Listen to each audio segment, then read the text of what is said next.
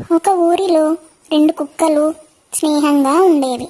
ఒకరోజు ఇవి చాలా ఆకలిగా ఉన్నవి. వీటికి ఒక బ్రెడ్ దొరికింది. అయితే ఈ బ్రెడ్ కోసం రెండు కుక్కలు గొడవ పడుతూ ఉన్నాయి. హోరాహోరీగా గొడవ పడుతున్న ఈ కుక్కలను కోతి చూసింది. అరే, మీరు ఇంత ప్రాణ స్నేహితులుగా ఉండి ఈ బ్రెడ్ ముక్క కోసం గొడవ పడుతున్నారా? ఆగండి అని కోతి అంటుంది.